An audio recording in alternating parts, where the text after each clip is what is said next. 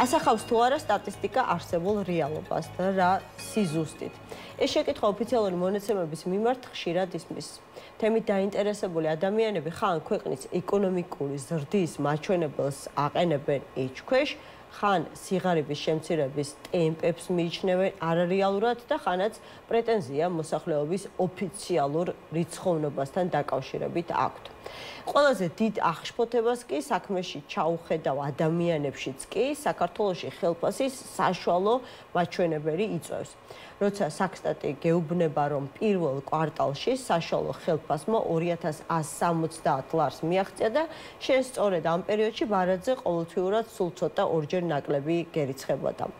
ვის დაუჯეროთ სტატისტიკას თუ საკუთარ თვალებს, ამათში თავად საქსტატი დაგვეხმარება სტატისტიკის ეროვნული სამსახურის აღმასრულებელი დირექტორი გოგიტა თოდრაძეა, ჩვენი გადაცემის სტუმარი. მოგესალმებით ბატონო გოგიტა, მადლობა გადაცემაში მონაწილეობისთვის და იქნებ იმედია, უბრალოდ უპასუხებთ ყველა იმ შეკითხვას, რომელიც არის ფართოდ გავრცელებული არის საზოგადოებაში.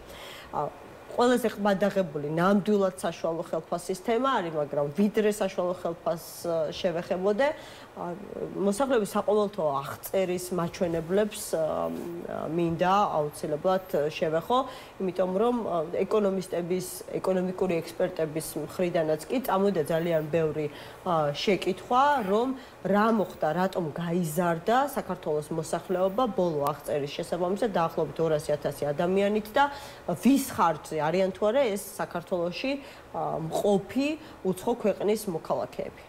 მოგესალმებით, მივესალმებით თქვენს ტელემაყურებელს, დიდი მადლობა მინდა გადაგიხადოთ მოწვევისთვის.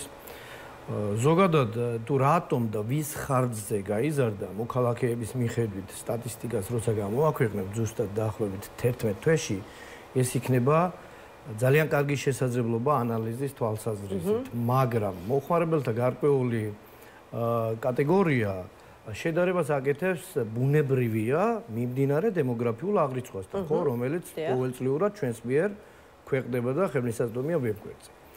ამასთან დაკავშირებით შევეცდები განვმარტო მაყურებლისთვის. ესე იგი, თეორიულად აღწერის შედეგები უნდა ემთხვეოდეს, უფრო სწორედ ძალიან ახლოს უნდა იყოს მიმდინარე დემოგრაფიულ მონაცემებთან, ხო? მაგრამ პრაქტიკაში ესე არ ხდება. რატომ? მიმდინარე დემოგრაფიული მონაცემები გარდა შობადობის და მოგდაობის მონაცემებისა ეფუძნება შინაგან საქმეთა სამინისტროს საზღვრის დაცვის მონაცემებს, ხო? რომელიც ასახავს მიგრაციული ნაკადების სტატისტიკას.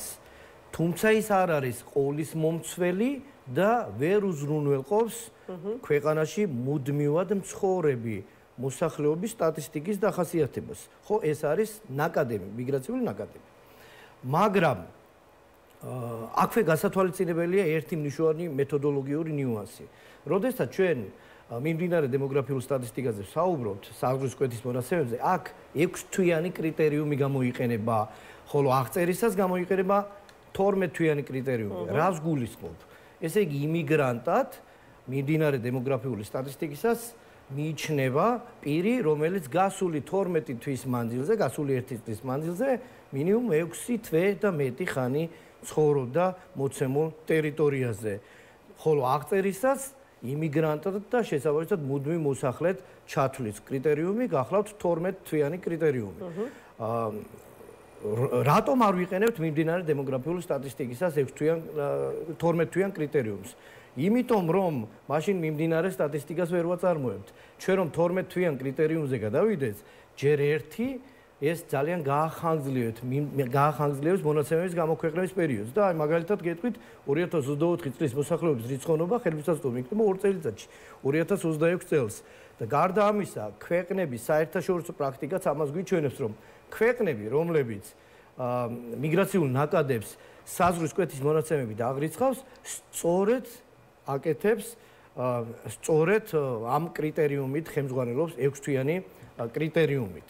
აი სწორედ ამიტომ ტარდება მოსახლეობის აღწერები და სწორედ ამიტომ არის უპირატესი და უპირველესი წყარო მოსახლეობის აღწერა, რადგანაც მიმდინარე დემოგრაფიული აღრიცხვა ვერ იძლევა სრულყოფილ სურათს, რო იძლეოდეს ზუსტ და სრულყოფილად მიმდინარე დემოგრაფიული აღრიცხვა, მაშინ აღწერას არ ჩავატარებთ, ხო? მე მესმის თქვენი რომ 11 თვეში ჩვენ გვექნება ასე ვთქვათ მოსახლეობის საყოველთაო აღწერის მეორე და უფრო დეტალური, ხო, თემატური ნაწილი და იქ გამოჩნდება რის და ვის ხარჯზე გაიზარდა თითქმის 200,000 ადამიანის საქართველოს მოსახლეობის რიცხოვნობა, მაგრამ აი თუ შეგიძლიათ წინასწარ გვითხრათ, არის თუ არა სწორი ის აღქმა, რომელიც საზოგადოების ნაწილში გაჩნდა, რომ ეს შესაძლებელია მოხდა სწორედ საქართველოში შემოსული მიგრანტების ხარჯზე, უცხო ქვეყნის მოქალაქეები გულისხმებიან, იმიტომ რომ ბოლო 10 წლის განმავლობაში მე მგონი 250,000 ჩვენი თანამოქალაქე პირიქით გასულია ქვეყნიდან სხვადასხვა სახელმწიფოში. კიდევ ერთხელ გავიმეორებ, რომ ამის თქმის შესაძლებლობა გვექნება ზუსტად მომავალ წელს. მას შემდეგ რაც გვექნება ხელთ მოქალაქეების მიხედვით სტატისტიკა. მაგრამ ერთ მნიშვნელოვან რაღაცაზე მინდა გავაკეთო აქცენტი. ესე იგი, განსხვავება აღწერის მონაცემებსა და მიმდინარე დემოგრაფიული მონაცემების შორის ყოველთვის არსებობდა. მაგრამ ეს არის განსხვავებული მონაცემები. 2002 წელს ჩატარდა აღწერა და გახსოვთ, თითქმის 1 მილიონი იყო განსხვავება მიმდინარე დემოგრაფიული მონაცემებსა და აღწერის შედეგებს შორის, დაახლოებით 20%. 2014 წელს ჩატარდა აღწერა და 780,000 იყო სხვაობა. 2024 წლის აღწერა კი დაახლოებით 200,000-იან სხვაობას, ანუ 5.4%-იან სხვაობას გვაჩვენებს. ასევე გასათვალისწინებელი ერთი მნიშვნელოვანი მომენტი. აღწერები ტარდება 10 წელიწადში ერთხელ, ხო? ჩატარდა 2014 წელს, ჩატარდა 2002 წელს და ასე შემდეგ, ხო? ეს 10 წლიანი პერიოდი არის ძალიან დიდი პერიოდი იმისთვის, რომ მოხდეს მაგალითად ტექნოლოგიური განვითარება და ასე შემდეგ. ანუ რისი თქმა მინდა, ნებისმიერი მომდევნო აღწერა ხარისხით გაცილებით მაღალია, რატომ? იმიტომ რომ სტატისტიკის სამსახურებს არა მხოლოდ ჩვენ ქვეყანაში, არამედ ნებისმიერ ქვეყანაში აქვს მეტი შესაძლებლობა გამოიყენოს. თანამედროვე ხარისხთან დაკავშირებითაც არის ბატონო გოგიტა ამ შემთხვევაში შეკითხვები, იმიტომ რომ აი ძალიან ბევრი ადამიანი ამბობს, რომ მასთან არავინ მისულა საყოველთაო აღწერაზე, არც დაურეკავს და უამრავია ასეთი ადამიანი. ეს ბუნებრივი მოვლენაა. რა თქმა უნდა, არც ერთი ქვეყანა არ არსებობს, სადაც აღწერა უზრუნველყოფს 100%-იან მოცვას.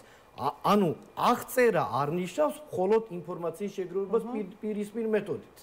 ანუ რაღაც ძირითადი დიდი მასივის შესახებ ინფორმაცია მოხდა თვითრეგისტრაციით, მათ შორის გახდოთ მოგხსენებათ, პლუს პლანშეტური კომპიუტერის გამოყენებით, მაგრამ ის დარჩენილი მოსახლეობის აღრიცხვა მათ შესახებ ინფორმაციის შეგროვება მოხდა ადმინისტრაციულ მონაცემთა წყაროებით. სწორედ 2024 წლის მოსახლეობის აღწერა იყო ის უპრეცედენტო შესაძლებლობა, როდესაც ჩვენ ხელთ ჰქონდა ძალიან მაღალი ხარისხის დიდი მოცულობის ადმინისტრაციული მონაცემები. მაგალითად, მოსწავლეთა რეესტრი, სტუდენტთა რეესტრი, სოციალური დახმარების აღარ გახდა საჭირო ასე კარდაკარ ანუ ეს ბუნებრივი მოვლენაა. მონაცემების შეგროვების უფრო მეცაც აუცილებლობა. სხვადასხვა ქვეყნებში, განვითარებულ ქვეყნებში საერთოდ გადავიდნენ რეგისტრებზე დაფუძნებულ აღწერაზე და ჩვენი მომავალი აღწერა 10 წელიწადში სხვათა შორის კარდაკარის პრინციპით აღარ ჩატარდება, იმიტომ რომ გვაქვს კარგი ხარისხის ადმინისტრაციული მონაცემები. ხვდებით, ჩავატარებთ 15%-იან შერჩევას, რომელიც აღწერით გათვალისწინებული პარამეტრების შესახებ ინფორმაციის მიღების შესაძლებლობას მოგცემს. ასევე კიდევ ერთი რამ მინდა გამომახვილო. მოსახლეობის რიცხოვნობა გაიზარდა და ამაზე არის აქცენტი, რომ პირიქით ველოდით შემცირებას და ასე შემდეგ. კი ბატონო, იმიტომ რომ გვაქვს ასე ვთქვათ უარყოფითი დემოგრაფიული სალდო, ანუ შობადობა კი არის ცოტა მეტი, მაგრამ არა იმდენით, რომ 200,000-ით გაზრდილი იყო მოსახლეობა ბოლო 10 წლის განმავლობაში. მაგრამ გვაქვს ის, რომ მხოლოდ შობადობა და მოკვდავობის მონაცემები არ განაპირობებს, ასე ვთქვათ, მოსახლეობის ზრდას ან შემცირებას. ასევე არის მიგრაციასთან დაკავშირებული საკითხები, საზღვრის კვეთის მონაცემები, რომელიც შეიძლება არ ასახებდეს სრულფასოვნად ყველა ნიუანსს, ხო? ასევე მოდით, აი ჩვენგან დამოუკიდებელ ავტონომიურ წყაროებს გადავხედოთ. პენსიონერთა რეესტრი რაც გვეუბნება. 2014 წელს იყო ქვეყანაში 700,000 პენსიონერი. მათი რაოდენობა გახდა დაახლოებით 867,000. ანუ 167,000-ით გაიზარდა პენსიონერთა რაოდენობა. ეს გახლავთ ჯანდაცვის სამინისტროს მონაცემები, ხო? მოსწავლეთა რაოდენობა 540,000 იყო 10 წლის წინ, ეხლა გაქვს 640.000, 550 იყო და გახდა 640.000. სტუდენტთა რაოდენობა 125.000 იყო, გახდა 187.000. მათ შორის უცხო ქვეყნის მოქალაქე სტუდენტთა რაოდენობა 6.000-დან 37.000-მდე გაიზარდა. ანუ ზრდის ტენდენცია ვლინდება ჩვენგან აბსოლუტურად დამოუკიდებელ ავტონომიურ ადმინისტრაციულ მონაცემთა წყაროებშიც, ხო? მაგრამ ვის ხარჯზე გაიზარდა? მთავარი შეკითხვა ეს უნდა იყოს და ჩვენს გვაინტერესებს ეს. რომელი მოქალაქეების ხარჯზე გაიზარდა? ამას გეტყვით ზუსტად 11 თვეში. კარგი და კიდევ ერთი შეკითხვა ამ თემასთან დაკავშირებით და გადავიდეთ სხვა თემებზე. ცოტა ხნის წინ გავრცელდა ინფორმაცია იმის შესახებ, რომ შინაგან საქმეთა სამინისტროს დაგეგმილი საკანონმდებლო ცვლილებებით ექნება შესაძლებლობა, რომ ნებისმიერ კერძო საკუთრებაში შევიდეს უკანონო მიგრანტის აღმოჩენისთვის. რაღაცნაირად აი თქვენს მიერ ჩატარებულმა აღწერამ ხომ არ გამოკვეთა მსგავსი პრობლემა, რომ თავად თქვენი წარმომადგენლების შეღწევადობა კერძო საკუთრებაში იყო სხვადასხვა მიზეზით გართულებული, განსაკუთრებით უცხო ქვეყნის მოქალაქეების შემთხვევაში. ჩვენ არავითარი კავშირი ამ მიმართულებით შინაგან საქმეთა სამინისტროსთან არ გვაქვს. ჩვენ გვაქვს დამოუკიდებელი კვლევა და მათგან ყოველგვარი დამოუკიდებლობის გარეშე ვახდენთ მონაცემთა შეგროვებას. ანუ ეს თემა ჩვენთან მასში კავშირში აბსოლუტურად არ არის. კი ბატონო. კარგი, გადავიდეთ ახლა სხვა თემაზე და საკმაოდ ყბადაღებული საკითხი საშუალო ხელფასი, სტატისტიკური და საშუალო ხელფასი რეალური. აი, შეგიძლიათ თუ არა აუხსნათ მოსახლეობას, როგორ ხდება ისე, რომ სტატისტიკა ადგენს თანაც მზარდ საშუალო ხელფასს, რომელიც 2000 ლარზე მეტია, ამ დროს აი თუ კი ვინმე მისმენს, დამეთანხმება, რომ ძირითად მასას საქართველოში 1000-დან ყველაზე კარგ შემთხვევაში ვსაუბრობთ, რომ არის შემთხვევები, როდესაც უფრო ნაკლები 1000 ლარზე ნაკლებიც კი აქვთ ადამიანებს, განსაკუთრებით დაამწყებებს მომსახურების სფეროში, ძირითადად 1000-დან 1500-მდე ლარის ფარგლებში აქვთ ხელფასი. როგორ ადგენს და რას ასახავს, ანუ რისთვის გვჭირდება ეს საშუალო ხელფასის მაჩვენებელი? უპირველეს ყოვლისა მაპატიეთ, მაგრამ მე ვერ დაგეთანხმებით, რომ უპირველეს ძირითად მასას აქვს 1000-დან 1500-მდე. იმიტომ რომ დაახლოებით 25%-ს დაახლოებით 2-დან 3000-მდე აქვს, ასე ვთქვათ, საშუალო ხელფასი. საშუალო ხელფასი არ ნიშნავს მინიმალურ ხელფასს. არც ძირითადი მასის შესახებ ხელფასის განსაზღვრელია ის. ის საშუალო არითმეტიკულით გამოითვლება ჩვენ ყველა აბსოლუტურ კერძო სექტორს, სახელმწიფო სექტორს უგზავნით კითხვარებს და ვიღებთ ხელფასის ფონდის შესახებ ინფორმაციას და ხელფასის ფონდი დასაქმებულთა საშუალო რაოდენობაზე გაყოფილი გვაძლევს ჩვენ საშუალო ხელფასის შესახებ ინფორმაციას. ანუ რა განაპირობებს ამას? ის რომ არიან ადამიანები, რომლებსაც გაცილებით მაღალი ხელფასი აქვს. თუ აქვს მაგალითად აი სექტორების მიხედვით გექნებათ ანალიზი გაკეთებული, ერთ-ერთი ყველაზე მაღალია საშუალო ხელფასი ICT სექტორში, ხო? სადაც 3-4000 ფარგლებშია. საფინანსო სექტორში, სადაც მაღალია საკმაოდ აღნიშნული ხელფასი. გაცილებით დაბალია მაგალითად განათლების და ჯანდაცვის სექტორში, სოფლის მეურნეობის სექტორში. მაგრამ უნდა გავითვალისწინოთ, რომ საშუალო ხელფასი მოიცავს არა მხოლოდ ხელფასს, არამედ არანორმირებული ზეგანაკვეთური მუშაობის შესრულებისას მიღებულ შრომის ანაზღაურებას. ის არის მხოლოდ დარიცხული ხელფასი და შინამეურნეობების მაგალითად თვითდასაქმებიდან მიღებულ შემოსავალს არაერთიანებს. ის არის დარიცხული თანხის მოცულობა და არ უნდა იქნეს აღქმული ასევე როგორც ხელზე ასაღები თანხის მოცულობა, ხო? და შესაბამისად, აი დამოუკიდებელ წყაროსაც ჩახედოთ შემოსავლების PMCG-ს აქვს ხოლმე და სწორედ მაგ კვლევას ვეძებ, ანუ პროცენტულად შემიძლია, არ ვიცი PMCG თუ არის თქვენთვის სანდო წყარო. შემოსავლების სამსახურს ეფუძნება ალბათ PMCG-ს და ნებისმიერი ადამიანს. ძალიან საინტერესო არის, აი მათ აქვთ ხომ მონაცემები საქართველოს მოსახლეობის დასაქმებულთა უდიდეს ნაწილს, რა დიაპაზონში აქვთ ხელფასი? რა ჩავთვლით უდიდეს ნაწილი 51%-ს. პროცენტულად, არა, პროცენტულად არის მონაცემები, შეგვიძლია ვისაუბროთ ამაზე დეტალურად.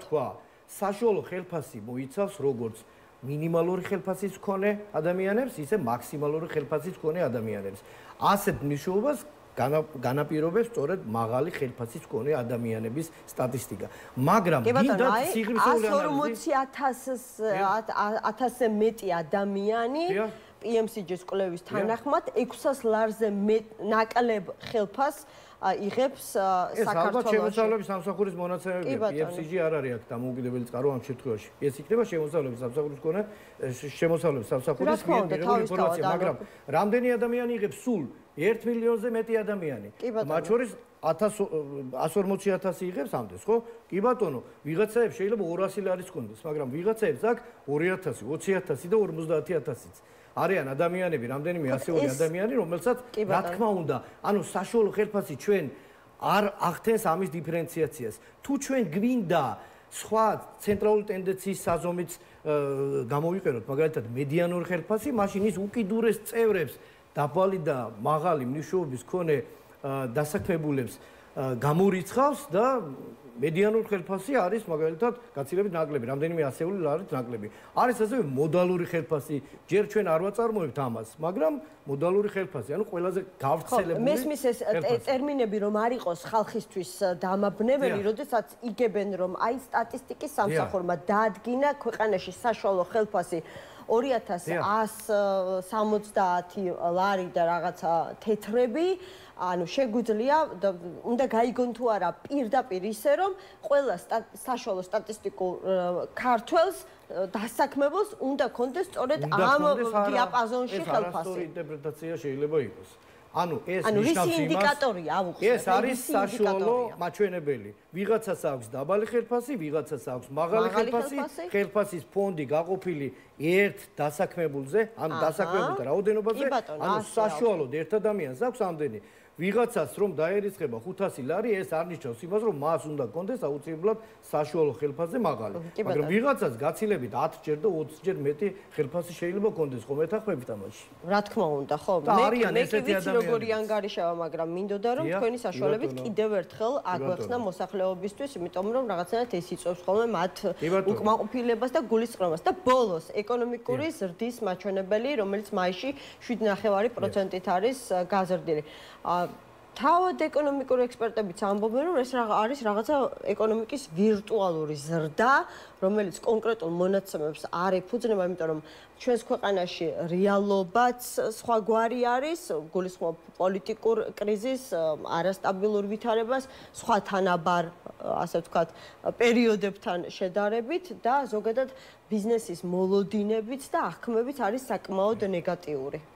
ესე იგი, უპირველეს ყოვლისა ვიტყვი იმას, რომ რა თქმა უნდა ის მონაცემი და არა მხოლოდ ეს ნებისმიერი მონაცემი, რომელსაც ჩვენ ვაქვეყნებთ, კონკრეტულ მონაცემებს ეფუძნება. რას რიშავს ვირტუალური არ მესმის. თუ ჩვენ საუბრობთ იმას, რომ აქ ყველაზე მეტი კონტრიბუტორი იყო საინფორმაციო, საკომუნიკაციო ტექნოლოგიების სექტორი, ანუ მომსახურების სექტორი და არა მატერიალური წარმოების დარგი, მაგალითად როგორც ამრეწველობა და მშენებლობა, აქ სხვა რამეა ეს. მაგრამ კონკრეტულად ეს ეფუძნება DGG-ს გადამხდელ საწარმოთა დეკლარირებულ მონაცემებს და ჩვენ დამოუკიდებლად ვატარებთ ასევე ყოველ კვარტალურად მთლიანი შიდა პროდუქტის გაანგარიშებისას 5-ვე ინსტიტუციური სექტორის შესწავლას და არის თუ არა ეს მონაცემები ერთმანეთთან თანხმედრაში. რამდენიმე მიათედით არის განსხვავება მხოლოდ. ხან მეტობით ვაზუსტებთ, ხან ნაკლებობით. რა თქმა უნდა, ეს ამას ეფუძნება და რაც შეეხება მაისის ეკონომიკურის და აქ გამოიკვეთა ძალიან საინტერესო ტენდენცია. თუ წინა თვეებში მაგალითად არ იყო ერთ-ერთი კონტრიბუტორი, მათ შორის მატერიალური წარმოების დარგები, მრეწველობა და მშენებლობა, ამ თვეში უკვე ისინი არიან გარკვეულწილად კონტრიბუტორები, ხო? რატომ? იმიტომ რომ გაიზარდა მაგალითად ალკოჰოლური და უალკოჰოლური სასმელების წარმოება და შესაბამისად ყურძნის ექსპორტი ორჯერ და მეტად არის გაზრდილი, 12%-ით გაიზარდა მინერალური წყლების ექსპორტის მაჩვენებელი. ასევე დაახლოებით მოგეხსენებათ დამამუშავებელ მრეწველობაზე მეტალურგია ყოველთვის დიდ გავლენას ახდენს, ხო? დაახლოებით 7.9%-ით გაიზარდა ფეროსილიკომანგანობის ექსპორტის მაჩვენებელი. მშენებლობას რაც შეეხება, აქაც ზრდის ტენდენციები გამოიკვეთა, ხო? ანუ როგორც საცხოვრებელი და არასაცხოვრებელი შენობა-ნაგებობების მიმართულებით, ისე, ასე ვთქვათ, ისე სპეციალიზებული სამშენებლო სამუშაოების მიმართულებით. თუმცა მაინც ტემპი არ არის ისეთი მაღალი, როგორც იყო შარშან. რატომ? შარშან იყო ინფრასტრუქტურული პროექტები პიკში, ასე ვთქვათ, მათ შორის რიკოთის უღელტეხილის მშენებლობასთან დაკავშირებული სამუშაოები და ასე შემდეგ. ძალიან დიდი მადლობა, სამწუხაროდ ამოიწურა, ძალიან სწრაფად გავიდა დრო.